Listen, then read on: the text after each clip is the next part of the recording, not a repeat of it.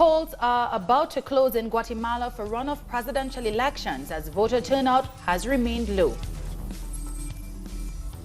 People across the world came out in support of Venezuela on Saturday, calling for an end to the economic blockade against the nation. And Israeli forces repressed Muslim worshippers at the holy Al-Aqsa Mosque in Palestine as the celebrated al-Adha.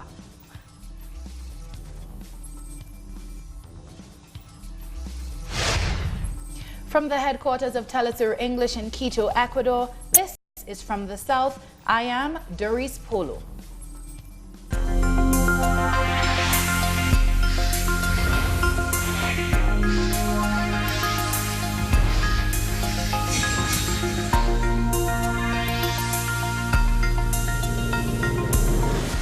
Guatemalans are taking to the polls for runoff presidential elections contested between right-wing Alejandro Giammattei and center-left Sandra Torres. Polls opened at 7 a.m. local time and are expected to stay open until 6 p.m. Nonetheless, low voter turnout has been reported across the country. Ever since June's first round vote, there has been no clear frontrunner, as different polls placed both candidates in the lead. Citizens have long expressed disillusionment with both Giammattei and Torres. Between the two, they have failed to win the presidency 5 times already. Whoever wins Sunday's vote will inherit a country with a 60% poverty rate and widespread crime and unemployment that has led to hundreds of thousands to flee north looking for a better life. I hope there is a national change, because we need it. We need everything to go down with the right path to prosperity, and we need to have security from our authorities that we elect. Now, this is the 4th time ex-prison chief Alejandro Giammattei is running for president. Giammattei has run in every presidential election since 2007, each time with a different political party. In 2016, he founded his own political party, Vamos.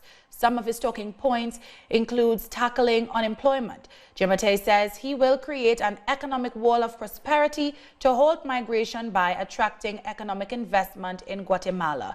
He does not agree with the immigration deal signed by outgoing President Jimmy Morales, saying Guatemala is ill-resourced to process immigration requests and, worst, look after or deport those whose requests were rejected. Giammattei has proposed tackling the country's crime rates with a bill which would declare gang members terrorists so that if imprisoned, they would have no conjugal visits and be forced to work in jail. He also supports the death penalty for some crimes.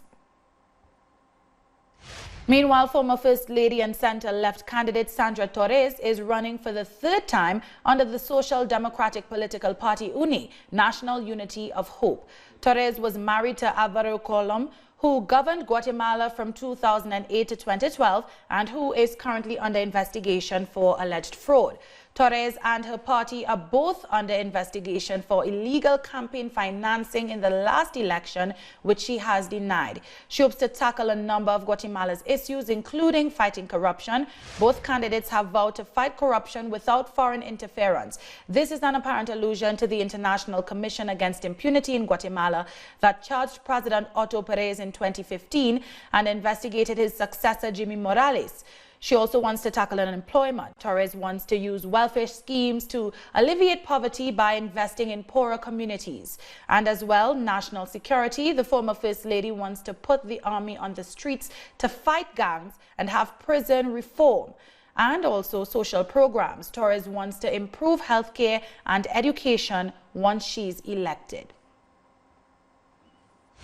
As we speak, voting is coming to an end in Guatemala, and to give us an update, we're joined by Renata Avila, Executive Director of the Smart Citizenship Foundation, which is an international NGO that aims to strengthen Latin American democracies through the innovative use of technology. Welcome, Renata. Thank you so much for joining us. Thank you so much for having me. It is about to end this very difficult election for Guatemalans, and the update I have is that the voter turnout is very, very low. The early reports is that around 70% of the people in the city didn't attend to vote. It varies from zone to zone, and we still do not have the exact numbers from rural areas, but the panorama, the early reports are very, very depressing. What used to be like a high turnout of voters, now it is like very few people attended to vote, and the general feeling is of disappointment and lack of representation from Guatemalan voters today in Guatemala. So Sandra Torres and Alejandro Giammattei are the last candidates standing, and one of them will become Guatemala's president. Are there any substantial differences between these candidates? Yes, there are substantial differences, but they share one feature in common, and I think that that's the factor that is defining the election. 70% of the population supports the International Commission Against Impunity. 70%. Both candidates reject the International Commission Against Impunity, and they have good reasons for that.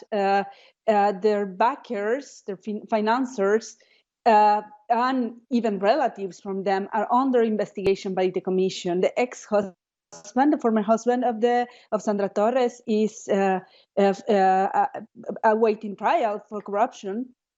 Former President Alvaro Colom, and on the other hand, Giammattei, all the backers of Giammattei are the lobby that advocated for the closure of the International Commission Against Impunity, which was the only hope for Guatemalans to see a light in the future, to see a rescue of the institutions. It is quite sad. But yeah, I will say that the main difference is that Giammattei openly rejects the international human rights frame and openly rejects a global Guatemala, a Guatemala that is connected with the UN system, a Guatemala that recognizes gender rights, recognizes sexual diversity, a progressive Guatemala. And I am afraid that he will take the country like 40 years backwards because of that. On the other hand, the other candidate, while she is looking into programs to alleviate poverty, similar to the programs that Lula da Silva had in Brazil, the big doubt there is whether she will use it not to target the poorest communities, but to create some dependence and to basically politicize the system of assistance because of her track record on corruption, which is not clean. And both of them have allies with the most conservative sides of Guatemala, and both of them to have a very conservative agenda and a close alliance with the evangelical church, which, as we have seen all over Latin America, is a worrying, a deteriorating alliance of a state that used to be separate from the church, and it is influencing politics. So the agenda is not clear in the fight against corruption, which is the most pressing issue for Guatemalans. And they don't have a strong stand to defend people going abroad, the migration, and they really do not have a plan to defend the health, defend the fundamental rights, and defend the right to migrate of Guatemalan workers who are facing all the persecutions in the US. So in Guatemala, there are issues concerning crime, poverty, corruption, high unemployment rates, and these issues were the focal point of previous elections. Why do you think previous presidents have failed to address these problems? Because of institutional corruption, basically. The former presidents have operated as basically the facilitators of a small elite that constantly obtains all the benefits from because Guatemala is not doing bad economically speaking, actually. But the problem is that those benefits, the big profit, only benefits a small part of the population. Who they barely pay taxes. I mean, they are part of this offshore mafia who is placing their wealth elsewhere and not investing in the country. So for them, it's easier to invest in the broken political system and allocate equal money to both candidates who will advocate for their interests instead of advocating for people. Very interestingly, the most rich and influential businessmen in the country face trial before the International Commission Against Impunity because of illicit funding of political parties. They illegally funded the current president, the president who actually kicked out the commission. So you can see that there's no hope for Guatemalans if those who are elected, if elections are just a procedure to validate those who will advocate for the interests of the few and not of the many. It's quite sad, especially for young people. Average age in Guatemala is 21 years old. And the most affected people, the people who will not see a future, and the people running away, going abroad because they need opportunities, are those especially rural young people who are left with nothing. Thank you so much, Renata, for joining us. We've been speaking to Renata Avila, Executive Director of the Smart Citizenship Foundation. Thank you. Bye. Bye-bye. Now, polls have closed in Argentina for primary elections known as PASO. This ballot will show how likely the Frente de Todos party of former President Cristina Fernandez is to replace the right-wing government of Mauricio Macri in October's general elections. Over 14,000 polling stations opened their doors at 8 a.m. local time, as 75% of the close to 34 million citizens eligible to vote took part. Pre-candidates Alberto Fernandez, Mauricio Macri, Jose Luis Espert, and Roberto Lavagna cast their vote early on Sunday. But this vote is not without controversy, as opposition parties have criticized the company behind tallying the votes due to a history of inconsistencies. They fear this could lead to vote manipulation, which could favor the ruling party.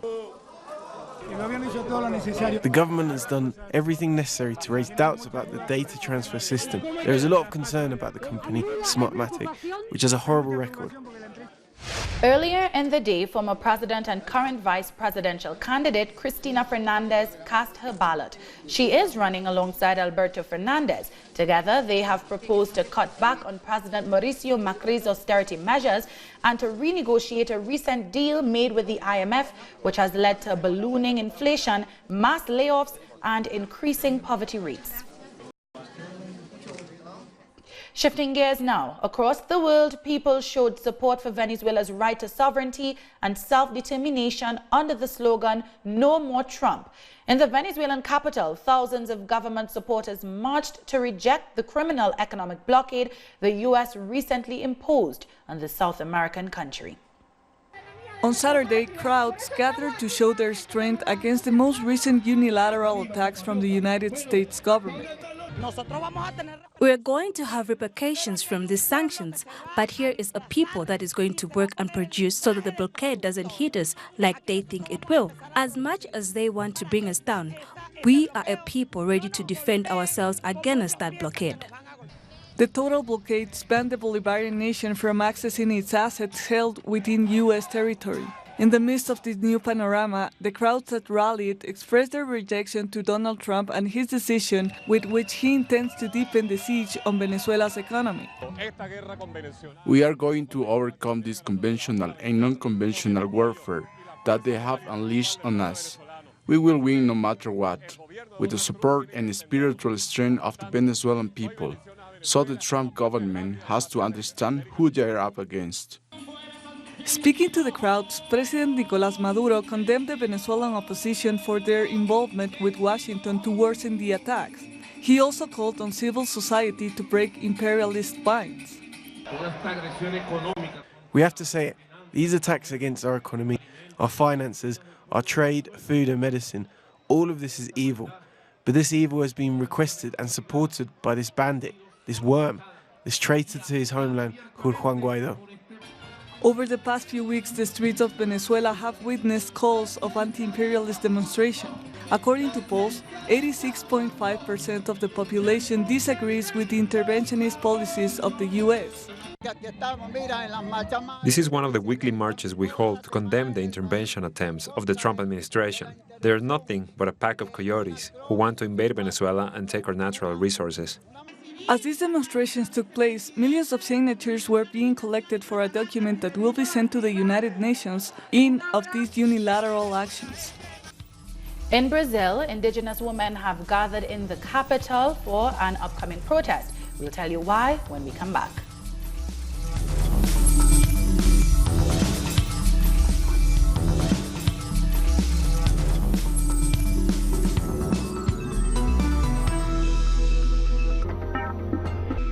Welcome back.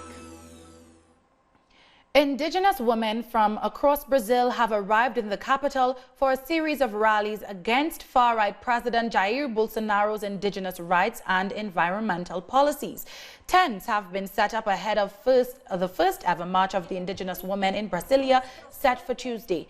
Indigenous people take up about 13% of the country's territory. Nonetheless, the president has vowed to review some reservation borders. Meanwhile, according to data from Brazil's National Institute for Space Research, deforestation in the Amazon soared more than 88% in June compared with the same month a year ago. The land is our body, our spirit. Mother Earth is our life. We are her daughters. That's what the importance of this movement is, to show that we are alive, united to continue strengthening our indigenous fight, our indigenous cause. This protest is to strengthen the indigenous movement, showing our resistance, our fight for territory, the demarcation of our land, health, education, and all those issues, and beyond that to say that our motherland is pleading for help. Trinidad and Tobago's public administration minister and her husband are still in police custody on corruption inquiries. Minister Marlene MacDonald and her husband Michael Carew spent a third night in custody after being interrogated at the Professional Standards Bureau on Friday. They were subsequently taken to an undisclosed police station. MacDonald and her husband were detained on Thursday in connection with allegations of misappropriation of state funds. They were quizzed by police for a combined total of 9 hours. 2 contractors were also brought in for questioning. The Bolivian government has launched a thermoelectric power plant which uses a combination of natural gas and liquefied petroleum gas. It is expected to produce a third of the country's energy consumption. This thermoelectric power plant was launched in Yacuibá, at Bolivia's shared border with Argentina. It gives the country sovereignty over its electrical supply, as Bolivia will no longer have to purchase electricity from Argentina. Now, it can generate its own. We had to buy energy from Argentina in order to have electricity in our homes, schools, and workplaces. It's true. This is the progress we've made as a people. This is what Bolivia wants, and this is what the people from Tarija City want. There has been significant change in our country. It's not the same Bolivia of 10 years ago. There is economic, political, and social stability. Private businessmen join celebrations in the Gran Chaco region. They say projects like this one can be financed by the state to retain ownerships of the hydrocarbon sector. There's no need to seek external financial assistance and approvals from others for projects that our country needs. The power plant, located in Yaguacua, 40 kilometers away from the border city of Yacuibá, has the capacity to generate 480 megawatts. That's a third of the national consumption of electric energy and is one of the 3 power plants being built in the country. This Saturday, we delivered the first combined cycle from this power plant. Next month, it will reach the cities of Cochabamba and Santa Cruz, launching the next combined cycles to expand the energy supply for the good of everyone. We also managed to generate $2,315 million worth of electric energy. The current administration's goal is to turn Bolivia into an energy producer and exporter, using local resources to do so. With more hydroelectric, geothermal, wind and solar plants, Bolivia does not lose hope of being the energy center of South America. It's our goal. New generations should be convinced that our country has much more to export in the future. Before the end of this year, this power plant will start exporting 120 megawatts to Argentina. The current administration tripled electric power generation to reach 3,000 megawatts. The goal is to produce 6,000 megawatts in 5 years. Thousands of worshippers in Palestine flocked to Jerusalem's Al-Aqsa Mosque to join the rest of Muslims around the world in celebrating Eid al-Adha. Eid prayers were also held in the Gaza Strip and in the West Bank, where Palestinian President Mahmoud Abbas blessed the crowd. He further vowed to establish an independent Palestinian state with Jerusalem as its capital. We tell everybody we're here steadfast and patient, bonded with our land. We won't let anyone take us out. We won't let anyone occupy our place. We won't let anyone take our rights or destroy these rights. We will remain here to establish our independent state and its capital, Holy Jerusalem, no matter how long it takes. Earlier in the day, Israeli forces fired sound grenades to disperse Palestinian worshippers during confrontations outside the Al-Aqsa Mosque. Tensions had mounted at the entrance to the complex as the holiday overlapped this year with the Jewish fast day of Tisha B'Av. The clashes started when Israeli police allowed the entry of non-Muslim visitors to the holy site. In Indian-occupied Kashmir, authorities imposed further restrictions in some areas ahead of Eid al-Adha. A police van driving went around the city of Srinagar announcing movement restrictions and asking people to stay indoors.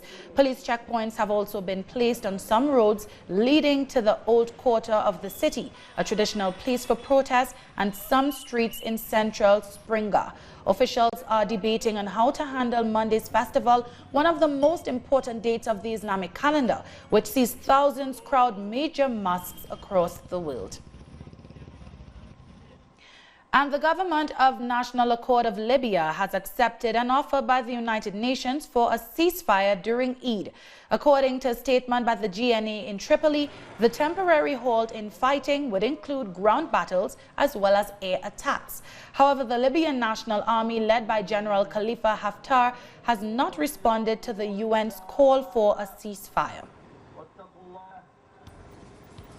We'll take a short break now. When we come back, 39 more migrants have been rescued in the Mediterranean. Join us again after this.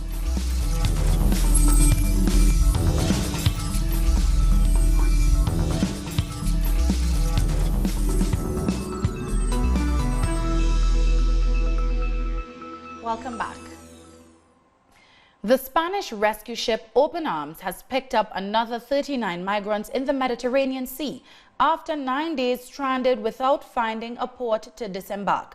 The boat was near Italy's Lampedusa port with 121 people aboard from earlier rescues when on Friday Maltese authorities offered to assist the 39 people but not the others. The migrants have been stuck as Italy rejected requests to disembark there. Italian Deputy Prime Minister Matteo Salvini says Spain should accept the migrants. The Prime Minister of Tanzania says the government will do whatever it takes for family members to be able to identify their relatives who died in a fuel tanker explosion.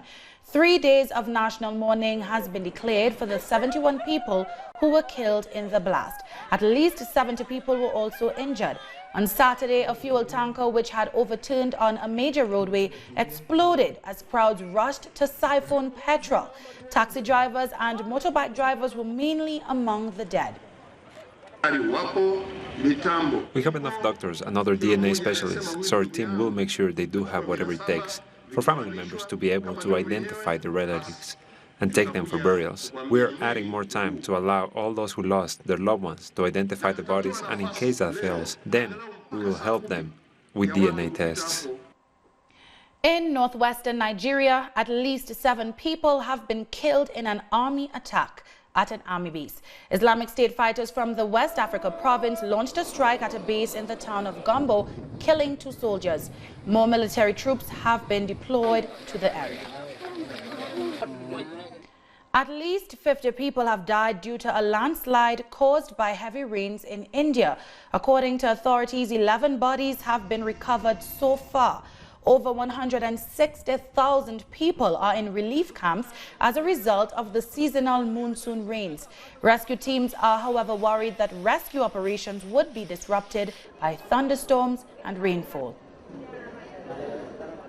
Now, the death toll has risen to 32 people from Saturday's typhoon Lakima, which hit China's south coast. 18 people were also reported killed in a landslide triggered by torrential downpours in Wenzhou. More than 200 homes collapsed, while over 3,000 have been damaged. Rescue missions are still underway. And with that, we've come to the end of this news brief. You can find these and many other stories on our website at telesurenglish.net. And join us on social media, Facebook, Twitter, and Instagram. For Telesur English, I'm Doris Polo. Thank you for watching.